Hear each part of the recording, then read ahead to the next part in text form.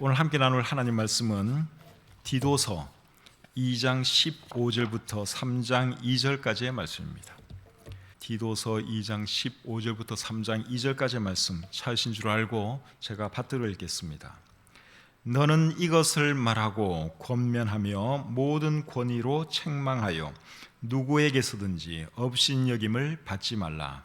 너는 그들로 하여금 통치자들과 권세 잡은 자들에게 복종하며 순종하며 모든 선한 일 행하기를 준비하게 하며 아무도 비방하지 말며 다투지 말며 관용하며 범사의 온유함을 모든 사람에게 나타낼 것을 기억하게 하라. 아멘. 하나님 은혜와 사랑을 감사합니다. 모든 성도님들이 이곳에 모여서 예배를 당연히 드려야 하지만 코로나로 인한 행정명령 때문에 우리가 이곳에 모이지 못하고 가정에서 온라인으로 예배드리고 있습니다. 하나님, 어디에서 예배드리는지 우리 하나님은 그곳에 계시고 또 우리의 예배를 기쁘게 받으시는 줄 믿습니다. 이 시간 가정에서 예배드리는 우리 성도님들 한 분 한 분 하나님 기억해 주시고 집중해서 예배 잘 드리도록 하나님 도와주시옵소서. 특별히 간절히 바랐고 원하옵기는 참 이 코로나가 빨리 사그러들게 해주시고 그리하여 온 성도님들이 다시 이곳에 모여서 참 기쁜 마음으로 예배드리시도록 하나님 도와주시옵소서. 또 코로나가 지속됨으로 인해서 소상공인들, 참 장사하시는 분들 너무너무 어려운 중에 있습니다. 하나님 불쌍히 여겨 주시옵소서. 부족한 종이 말씀 전할 때도 함께 해주시고 오늘 이 말씀이 우리 모두에게 참 도움이 되고 또 도전이 되게 해 주시옵소서. 감사드리며 예수님의 이름으로 기도드립니다. 아멘. 오늘은 디도서 2장 15절부터 3장 2절까지의 말씀을 본문으로 해서 목사와 성도에게 주는 교훈, 이런 제목으로 하나님 말씀 전하기를 원합니다. 디도서는 목회 서신으로 분류되는 책이지요. 왜 디도서가 목회 서신으로 분류되는가 하면 목회에 도움되는 내용이 디도서에 많기 때문에 그렇습니다. 오늘 읽은 이 본문을 봐도 그런 것을 금방 알 수 있습니다. 오늘 이 본문에 보시면 목사와 성도에게 주시는 말씀이 기록되어 있습니다. 2장 15절이 목사에게 주시는 교훈의 말씀이고, 그리고 3장 1절과 2절은 이제 성도에게 주시는 교훈의 말씀인데, 더 정확하게 말하면 목사가 성도에게 가르쳐야 하는 말씀입니다. 오늘 이 말씀을 통해서 우리에게 어떤 말씀을 하시는지 배워보기를 원합니다. 먼저 목사에게 주시는 교훈의 말씀부터 살펴보겠습니다. 2장 15절을 제가 다시 한번 읽겠습니다. 너는 이것을 말하고 권면하며 모든 권위로 책망하여 누구에게서든지 업신여김을 받지 말라. 방금 읽은 이 말씀은 사도 바울이 디도에게 주시는 말씀이지요. 헬라어 성경으로 보시면 방금 읽은 이 말씀에는 4개의 명령형 동사가 나옵니다. 4개의 명령형 동사를 사용하면서 사도 바울은 디도에게 권면의 말씀을 해주고 있습니다. 첫째가 뭡니까? 너는 이것을 말하고, 이것을 말하라는 거예요. 여기서 말하는 이것은 본문 앞에 있는 내용을 말합니다. 본문 앞에 어떤 내용이 있었는가 하면 나이 든 남자와 여자, 그리고 젊은 남자와 여자에게 주시는 말씀이 기록되어 있었죠. 나이 든 사람들에게는 이렇게 가르치고 젊은 사람들에게는 이렇게 가르치라 하는 그 말씀이 있었습니다. 자세한 내용은 디도서 2장 1절부터 10절까지의 말씀을 여러분들이 읽어보시면 알 수 있습니다. 그래서 이것을 말하라 하는 이 말씀은 오늘날 우리 입장에서는 하나님 말씀을 가르치라, 하나님 말씀을 전하라, 그런 뜻으로 우리가 이해할 수 있습니다. 여러분, 목사가 해야 할 일 중에서 첫 번째 일이 뭔 줄 아십니까? 그것은 사람들에게 하나님 말씀을 가르치는 것입니다. 사람들에게 하나님 말씀을 전하는 것입니다. 디모데후서 4장 2절에 보시면 이런 말씀이 있죠. 너는 말씀을 전파하라. 때를 얻든지 못 얻든지 항상 힘쓰라. 사도 바울이 목회자 디모데에게 이 말을 했습니다. 말씀을 전하라는 거예요. 때를 얻든지 못 얻든지 항상 힘쓰라고 그렇게 말하고 있습니다. 근데 바울이 이 말씀을 디모데에게 했을 때 그냥 가볍게 하지 않았습니다. 아주 무겁게 엄중하게 했습니다. 디모데후서 4장 1절을 보시면 알 수 있죠. 하나님 앞과 살아있는 자와 죽은 자를 심판하실 그리스도 예수 앞에서 그가 나타나실 것과 그의 나라를 두고 엄히 명하노니, 그러면서 하시는 말씀이 너는 말씀을 전파하라 하는 겁니다. 그래서 우리 목회자들이 해야 할 일이 많이 있지만 많은 일 중에서 뭐가 제일 중요하냐? 하나님 말씀 전하는 일이 제일 중요합니다. 그래서 초대교회 시절의 사도들은 하나님 말씀 사역을 더 잘 감당하기 위해서 교회에 집사를 세웠지요. 사도행전 6장 2절부터 4절까지 말씀 제가 한번 읽어드리겠습니다. 12사도가 모든 제자를 불러 이르되 우리가 하나님의 말씀을 제쳐놓고 접대를 일삼는 것이 마땅하지 아니하니 형제들아 너희 가운데서 성령과 지혜가 충만하여 칭찬받는 사람 7을 택하라. 우리가 이 일을 그들에게 맡기고 우리는 오로지 기도하는 일과 말씀 사역에 힘쓰리라. 사도들이 사람들을 섬기는 일로 너무너무 바빴어요. 그러다 보니까 기도도 제대로 못하고 말씀도 제대로 준비할 시간이 없었습니다. 그래서 사람들에게 뭐라 그랬어요? 집사님들 7을 세우라, 그렇게 말씀을 했죠. 그리고 우리는 이제부터 말씀 전하고 기도하는 이 일에 더 열심히 하겠다, 그렇게 말을 했습니다. 말씀 전하는 것이 그만큼 중요하기 때문에 그런 것입니다. 목사가 해야 할 일이 사실 설교하는 것 외에도, 하나님 말씀 가르치는 것 외에도 많이 있습니다. 신방도 해야 하고, 또 교회 안 나오시는 성도님들 계시면 전화도 해야 하고, 그리고 또 행정적인 일 처리할 것도 꽤 많이 있습니다. 또 저 같은 경우에는 신학교 일도 한 번씩 봐줘야 합니다. 근데 여러 가지 일들 중에서 목사가 해야 할 가장 중요한 일은 뭐냐? 하나님 말씀 전하는 일입니다. 그래서 성도님들은 목회자가 하나님 말씀 전하는 이 일을 잘 감당할 수 있도록 여러 면에서 배려를 해줘야 됩니다. 말씀은 여러분 그냥 전할 수 있는 게 아니잖아요. 준비를 해야지 전할 수가 있는 것이죠. 그래서 설교 한 편 준비하기 위해서는 사람마다 다르긴 한데, 저 같은 경우에는 보통 한 3일에 걸쳐서 전체 한 10시간 이상 소요하고 있습니다. 제가 주일 설교를 준비하기 위해서는 목요일, 금요일, 토요일 3일을 씁니다. 그리고 전체 시간으로 계산을 하면 좋게 10시간은 됩니다. 아무리 안 돼도 10시간 이상 본문을 연구하고, 또 주석도 때로는 읽고 묵상하고 글로 쓰고 또 묵상하고, 그러면서 이제 설교 한 편이 준비되는 것이죠. 그래서 제가 그렇게 하는 이유는 말씀 전하는 것이 그만큼 중요하기 때문에, 제가 해야 할 첫 번째 일이 그 일이기 때문에 제가 그렇게 하는 것입니다.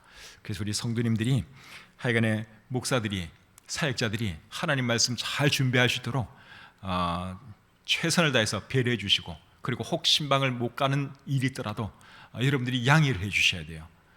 말씀 준비 때문에 바빠서 그러는구나. 그리고 꼭 신방이 필요하면 저한테 말씀하시면 언제든지 제가 달려가죠. 그렇게 이해해 주시기를 바랍니다. 두 번째로 목사에게 주는 말씀은 권면하라는 것입니다. 권면하라. 2장 15절에 나오는 권면이라고 하는 말의 의미는 격려라는 뜻입니다. NIV 영어 성경에서는 encourage라고 하는 말을 썼습니다. 격려하라 하는 말이죠. 누구에게 격려, 권면을 해야 하느냐? 하나님 말씀대로 잘 살아가고 있는 사람들에게 권면하고 격려해야 합니다. 잘하고 있는 사람들에게 계속 잘하라고 말해주는 것, 그것이 여기서 말하고 있는 권면, 격려의 의미입니다. 하나님 말씀대로 잘 살아가지 않으면 어떻게 해야 될까요? 그들에게는 책망이 필요하겠죠. 그래서 오늘 이 본문에서 권면하라, 격려하라 하는 말 뒤에 그 다음에 하는 말은 뭔가 하면 책망하라는 말이에요. 자, 2장 15절을 제가 다시 한번 읽어보겠습니다. 너는 이것을 말하고 권면하며 모든 권위로 책망하며. 권면하라 하는 말 뒤에 나오는 말이 그 다음에는 모든 권위로 책망하라는 말이죠. 여기서 말하는 권위는 하나님 말씀의 권위를 말하는 것입니다. 그래서 성도들이 하나님 말씀대로 잘 살아가면 계속 그렇게 살아가라고 권면하고 격려해 줘야 하는 것이고, 그렇게 살지 않으면 뭘 해야 되는 것입니까? 책망하라고 여기 말씀하고 있죠. 그래서 목사가 성도를 책망할 때는 하나님 말씀의 권위를 가지고 책망해야 하는 것입니다. 뭐 인간적인 개인의 어떤 권위로 책망하는 게 아니에요. 말씀의 권위를 가지고 성도님께서 그렇게 살면 안 됩니다, 이렇게 하나님 말씀의 권위를 가지고 우리가 말을 해야 하는 것이죠. 그리고 목사가 하나님 말씀의 권위로 책망하면 성도는 어떻게 해야 될까요? 그것을 받아들여야 하는 것이죠. 그런데 목사가 성도 책망하는 것이 이게 사실 쉬운 일이 아닙니다. 저도 부족한 사람인데 조금 못한다고 해서 책망하는 거 절대로 쉽지가 않습니다. 그리고 성도들이 목사한테 책망받는 거 아무도 좋아하지를 않습니다. 그렇기 때문에 목사님들이 저를 포함해서 웬만하면 책망을 잘 안 하려고 합니다. 근데 좋은 목사가 되려면 잘못하고 있는 성도를 보면 책망해야 합니다. 그것이 잘하는 것이죠. 그래서 우리 목사님들은 모든 권위로 책망하라 하는 이 말씀을 조금 더 잘 기억하고 실천할 필요가 있습니다.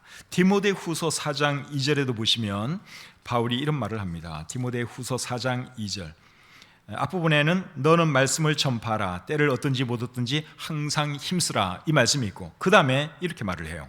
범사의 오래 참음과 가르침으로 경책하며 경계하며 권하라. 여기 경책 또 경계 이런 말이 나오죠. 이게 책망이라는 말이죠.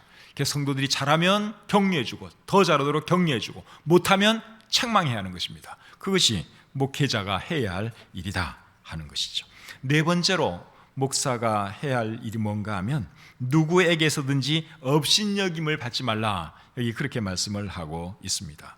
목사가 업신여김을 받지 않으려면 어떻게 해야 되겠습니까? 하나님 말씀대로 잘 살아야 되겠죠. 그리고 본이 되어야 합니다. 디도서 2장 7절에 보시면 이런 말씀이 있습니다. 범사에 내 자신이 선한 일에 본을 보이며, 그래서 목회자는 본이 되어야 됩니다. 모든 면에 있어서 본이 되어야 합니다. 디모데전서 4장 12절에는 또 이렇게 말합니다. 누구든지 내 연소함을 업신여기지 못하게 하고 오직 말과 행실과 사랑과 믿음과 정절에 있어서 믿는 자에게 본이 되어, 그래서 사도 바울은 디도에게도 본이 되라 하는 말을 했고 디모데에게도 본이 되라 하는 말을 했습니다. 두 사람 다 사도 바울의 영적 아들이고 목회자들이죠. 그래서 목회자들은 성도들에게 항상 본이 되어야 합니다. 이미 제가 말씀드린 것처럼 목사에게 제일 중요한 일은 하나님 말씀 전하는 것입니다. 그러면 목사에게 제일 어려운 일은 여러분 뭔 줄 아십니까? 목사에게 있어서 제일 어려운 일은 뭔가 하면 사실은 자기가 전한 말씀대로 살아가는 것입니다. 자기가 실컷 설교해놨는데 자기가 그렇게 살아가지 않으면 그게 본이 되지를 않지요. 그렇기 때문에 설교하는 것도 사실은 쉽지는 않아요. 설교 준비하는 과정이 결코 쉽지는 않습니다. 그런데 설교하는 것보다 더 어려운 일이 뭐냐? 설계한 대로 살아가는 것입니다. 오늘날 어떤 목사님들은 사람들로부터 존경을 못 받고 있습니다. 그 이유가 어디에 있겠어요? 설계한 대로 살지 않기 때문에 그렇죠. 강단에서는 성도님들을 향해서 이렇게 살아야 합니다, 열심히 설교해놓고 자기는 그렇게 못 살기 때문에 사람들의 존경을 못 받는 것이죠. 제가 늘 부담스러운 것이 그런 겁니다. 열심히 제가 설교는 하는데 내가 이 말씀대로 살지 못하면 어떻게 하나, 늘 그런 부담이 저에게도 솔직히 있습니다. 그래서 설교한 대로 살아가는 목사가 되게 해달라고 여러분들이 저를 위해서 생각나실 때마다 기도해 주시면 고맙겠습니다. 자, 목사에게 주는 교훈 네 가지를 우리가 살펴보았는데 첫째가 뭐였죠? 하나님 말씀을 전하라. 두 번째는 격려하라. 세 번째는 책망하라. 그리고 네 번째는 업신여김 당하지 말라, 본이 되라 하는 말씀 들었습니다. 이 말씀은 제가 잘 들어야 되는 말씀이죠. 이런 목사가 되기 위해서 제가 더 열심히 노력을 하겠습니다. 이제 두 번째로 목사가 성도에게 가르쳐야 하는 말씀에 대해서 알아보겠습니다. 3장 1절 2절 제가 다시 읽어드리겠습니다. 너는 그들로 하여금 통치자들과 권세 잡은 자들에게 복종하며 순종하며 모든 선한 일 행하기를 준비하게 하며 아무도 비방하지 말며 다투지 말며 관용하며 범사의 온유함을 모든 사람에게 나타낼 것을 기억하게 하라. 자, 이 말씀은 목사가 성도들에게 가르쳐야 할 말씀입니다. 2절 끝부분에 보시면 기억하게 하라 하는 말씀이 나오죠. 이 말씀은 일깨우라, 상기시켜주라 그러한 말입니다. 그런데 헬라어 성경이나 영어 성경으로 보시면 기억하라 또는 상기시켜주라 하는 이 말이 1절 제일 앞에 나옵니다. 그러니까 이제는 이렇게 되는 것이죠. 기억하게 하라, 너는 그들로 하여금. 이렇게 헬라어 그리고 영어 성경에는 그렇게 되어 있습니다. 그래서 강조하는 거예요. 그만큼 중요하기 때문에, 이 말이 중요하기 때문에 강조하는 거예요. 기억하게 하라. 이것들을 성도들로 하여금 기억하게 하라, 그렇게 말을 하는 것이죠. 성도들로 하여금 이런 것들을 기억하게 하려면 어떻게 해야 됩니까? 계속 가르치는 수밖에 없어요. 가르쳐야지 성도들이 그 말씀을 잘 기억할 수 있습니다. 자, 목사가 성도에게 뭘 기억하게 해야 하느냐, 뭘 가르쳐야 하느냐, 6가지를 말씀하고 있습니다. 첫째는 통치자들과 권세 잡은 자들에게 복종하며 순종하도록 가르치라, 그 말을 하고 있습니다. 지금 우리는 거리두기 4단계 행정명령 때문에 교회에 모여서 예배드리지 못하고 각 가정에서 예배를 드리고 있습니다. 지금 우리가 그렇게 예배를 드리고 있습니다. 근데 이 행정명령이 제대로 내려진 행정명령인지는 참 의문이 갑니다. 이게 교회에 대해서 지금 예배드리지 말고 비대면 예배로 드리라, 온라인으로 예배드리라, 이제 이런 행정명령을 내렸죠. 이게 정말 잘 내린 명령인가? 제 마음속에 자꾸만 의문이 생깁니다. 지난 금요일 날 제가 신문을 읽다가 K-코미디라는 제목의 칼럼 하나를 읽었습니다. K-코미디. 제가 K-팝은 들어봤는데 K-코미디가 뭐지? 궁금해서 그 글을 읽어봤더니 지금 정부가 내리는 행정명령이 코미디 같다는 것입니다. 근데 아닌 게 아니라 그런 면이 없지 않아 있습니다. 지금 행정명령 상태에서는 헬스클럽에서 음악도 빠른 음악 틀면 안 됩니다. 그리고 러닝머신에서 6km 이하로만 달려야 합니다. 이제 운동하는 사람들이 헬스클럽에 가서 러닝머신을 뛰잖아요. 근데 6km 이상은 뛰지 말랍니다. 그리고 음악도 약간 느린 음악을 틀라는 거예요. 왜냐하면 빨리 뛰다 보면 비말이 많이 튀어나갈 수 있으니까. 근데 사실 다 마스크 끼고 하는데, 헬스클럽에서 다 마스크 끼고 하잖아요. 근데 그렇게까지 규제를 할 필요가 있겠는가? 그런 생각이 제가 들죠. 어떻게 보면 코미디 같아요. 헬스클럽에서 6km 이상 달리지 말라, 음악 느린 거 틀어라, 코미디 같지 않습니까? 그리고 식당에 가면 저녁 6시 이후에는 3사람 이상 앉아서 식사할 수가 없습니다. 그래서 요즘 식당 주인들이 굉장히 난감할 때가 많다 그래요. 이제 6시가 딱 되면은 그때부터는 3사람이 한 자리에 있으면 안 되는 거예요. 그래서 이제 손님들 하여금 빨리 3사람 이상 되는 분들은 빨리 나가게 해야 되는데 그게 또 쉽지가 않잖아요. 그러니까 손님들하고 주인하고 이렇게 실랑이 벌이기도 하고, 꼭 그렇게까지 해야 되나 하는 생각이 듭니다. 그리고 택시도 3인 이상 타면 안 됩니다. 이게 하루 종일인지 저녁 6시 이후인지 약간 헷갈리는데 어쨌든 택시도 3인 이상 타면 안 돼요. 근데 버스는 괜찮아요. 지하철도 괜찮아요. 거기 가면 사람들 진짜 콩나물 시루 같은 그럴 때도 있는데 그거는 괜찮고 택시는 3인 이상 타면 안 되고, 이게 여러분 얼마나 일관성이 없어 보입니까? 그리고 쇼핑센터, 놀이공원, 영화관, 공연장 지금 다 오픈하고 있어요. 지금 이 시간에도 영화관에서 영화 지금 상영하고 있고, 쇼핑센터 사람 엄청 많습니다. 근데 교회는 모이지 말라는 거예요. 그게 일관성이 있어 보입니까? 제가 볼 때는 이거는 아니라는 생각이 자꾸만 드는 것이죠. 그래서 그 칼럼 쓰신 분이 K-코미디, 이게야말로 진짜 코미디다, 그런 내용을 쓴 것입니다. 개그 컨설트가 망한 지가 1년 정도 지금 되었는데, 개그 컨설트라고 하는 코미디 프로, 저도 참 좋아했던 프로그램인데 지금 이제 더 이상 그게 없어졌어요. 시청률이 별로 안 나오니까 떨어졌죠. K 코미디 때문에 아마 개그 컨설트가 인기가 없어진 게 아닌가 하는 그런 생각도 듭니다. 하여튼 참 그런 세상이에요. 그럼에도 불구하고 여러분, 그럼에도 불구하고 저와 여러분들이 행정명령을 따르는 이유가 뭡니까? 사실 제가 볼 때는 말 안 되는 게 참 많아요. 근데도 따르는 이유는 오늘 이 본문이 그렇게 말을 하고 있죠. 통치자들과 권세 잡은 자들에게 복종하라, 순종하라. 이런 말씀 때문에 사실은 우리가 그 명령을 따르는 것이죠. 근데 잘못된 행정명령을 언제까지 따를 것인지는 제가 기도하면서 생각을 좀 해보려고 그럽니다. 분명히 이건 아닌데 그런 생각이 자꾸만 드는 거예요. 행정명령이니까, 또 이거 안 따르면 벌금 때릴 테니까 그게 무서워서 솔직히 말하면 제가 따르긴 따르는데 언제까지 내가 이렇게 따라야 되느냐, 이 생각이 제 마음속에 솔직하게 강하게 듭니다. 오늘도 여러분 모여서 예배드리는 교회가 꽤 많이 있어요. 용감한 목사님들이에요. 용감한 교회고, 교회 문 닫을 각오하고 그렇게 하는 거예요. 벌금 때리려면 때려라, 우리는 할란다, 그러면서 예배 드리는 거예요. 그런 교회, 그런 목사님들에게 저는 솔직히 말해서 박수 쳐줍니다. 나는 용기가 없어서, 저는 겁쟁이라서 그렇게 못하는데, 그렇게 하는 교회들이 있거든요. 그런 목사님들이 있어요. 대단한 사람들이죠. 하나님께서 그런 교회들 복 주시기를 원하고 또 지켜주시기를 원합니다.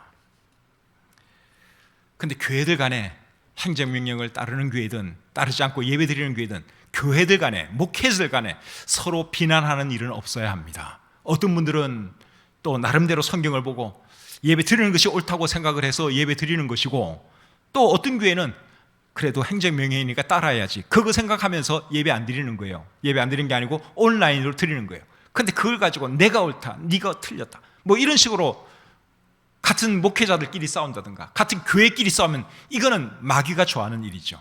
그래서 누가 잘하고 못하고 그거 판단은 하나님이 하시는 것이고, 어쨌든 간에 예배 드리는 교회들도 참 많이 있는 것에 대해서 제가 감사하는 마음이 있고, 또 그런 분들, 저는 그렇게 못하지만, 우리 교회는 그렇게 못하지만 응원하고 싶은 마음도 있습니다.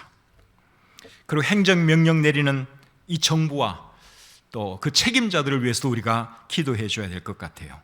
코로나가 심하면, 전염병이 심하면 교회 문 닫을 수 있죠. 예배 못 드릴 수 있죠.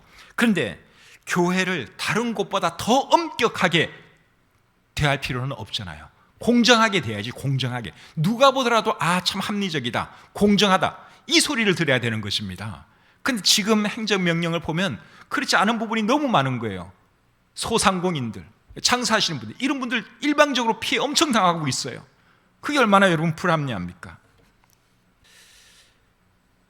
그래서 행정명령을 부득이 내릴 때는 항상 형평성에 맞게끔 공정하게 내라는 것이고, 그리고 이 나라가 정말 잘 되려면 교회 문 닫는 것을 제일 마지막에 해야 합니다.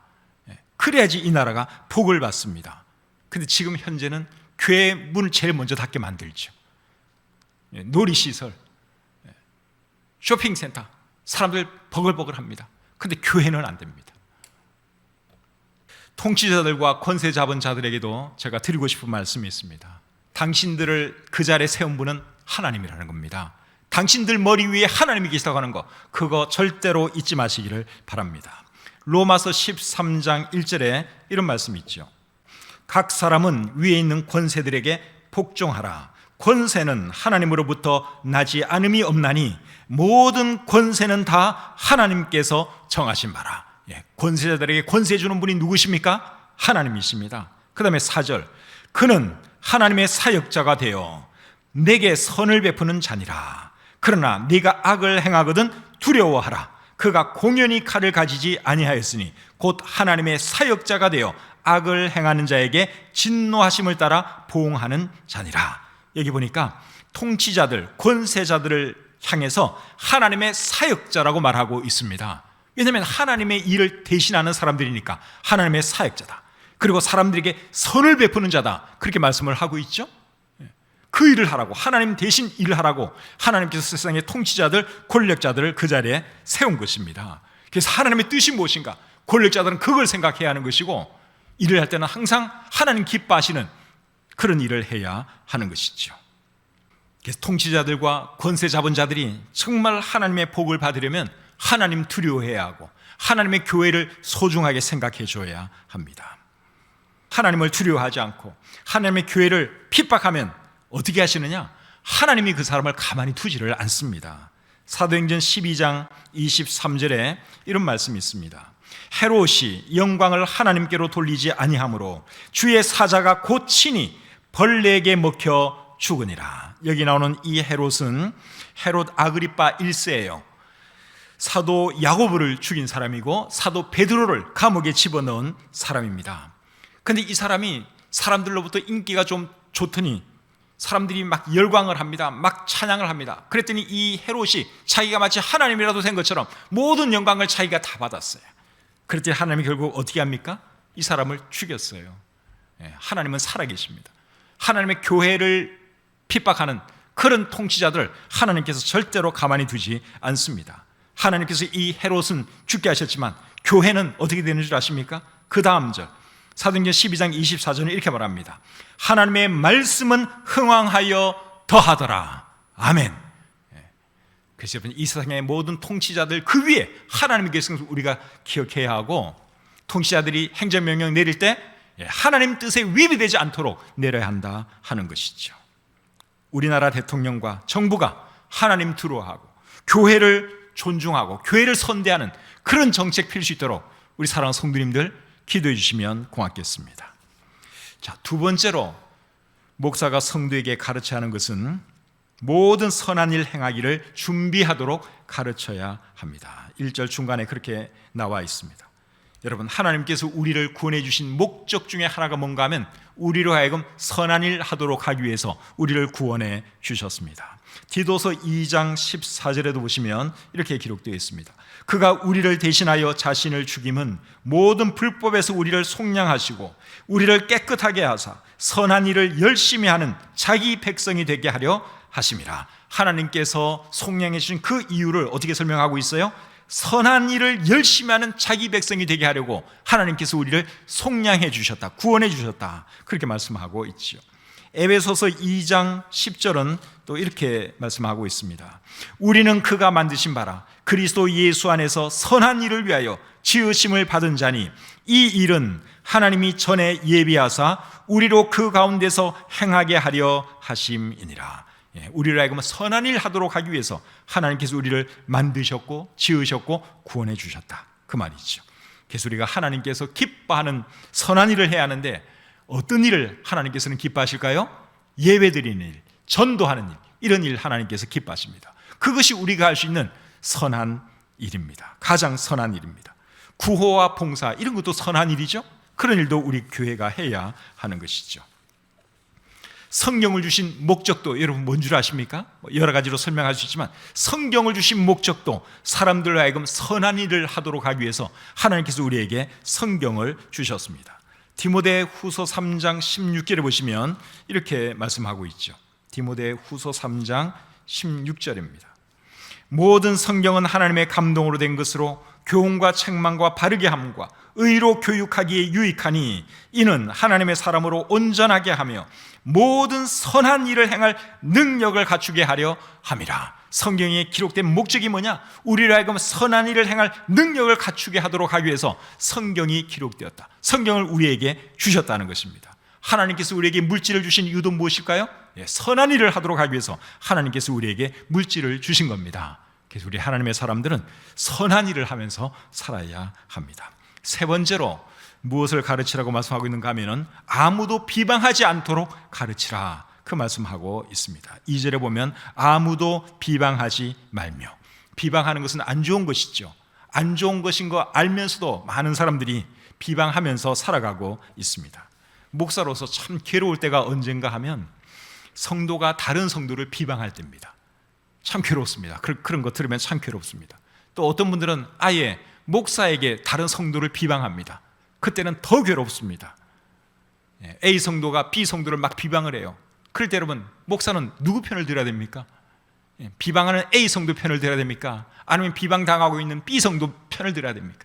누구 편도 못 들죠. 다 귀한 하나님의 사람들이고 다 내가 섬겨야 할 귀한 성도님들인데 누구 편을 들 수가 있겠어요?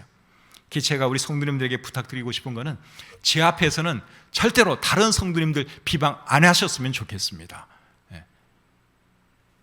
누군가를 정말 비방하고 싶을 때가 있을 거예요. 그럴 때는 여러분, 저 찾아오지 마시고 하나님께 하십시오. 하나님께. 저도 하나님께 우리 성도님들에 대해서 비방할 때 있어요. 하나님, 그 성도 좀 어떻게 해주세요. 하나님께 비방합니다. 하나님께.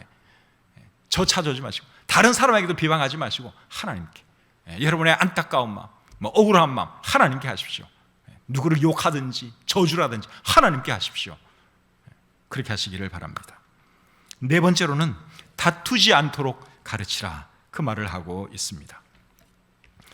아무도 비방하지 말며 다투지 말며.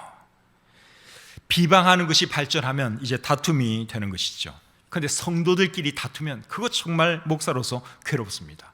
자식들끼리 서로 다투면 여러분, 그 부모가 얼마나 괴롭겠습니까? 성도끼리 다투면 목사 마음이 그렇습니다. 다 사랑하는 성도들인데, 내 양인데, 내가 섬겨야 할 귀한 분들인데 서로 싸우고 있어요. 서로 다투고 있어요. 서로 비방하고 있어요. 정말 힘듭니다. 그럴 때 성도들 중에는 또 유독 이 잘 다투는 분도 계세요. 자기 주장이 강한 분들, 지고는 못 사는 그런 분들도 성도님들 중에 계시죠. 그런 분들이 주로 잘 다투는데 다투면 안 됩니다. 다투면 다른 사람에게 결국 상처 줄 것이고, 그리고 자기 마음은 편합니까? 자기 마음도 편하지가 않지요. 그래서 우리는 다투기보다는 평화를 사랑하는 그런 사람들이 되어야 합니다. 다섯 번째로 하는 말은 관용하도록 가르치라 하는 말을 하고 있습니다. 관용이라는 말은 남의 잘못을 너그럽게 받아들이거나 용서할 줄 아는 것이죠.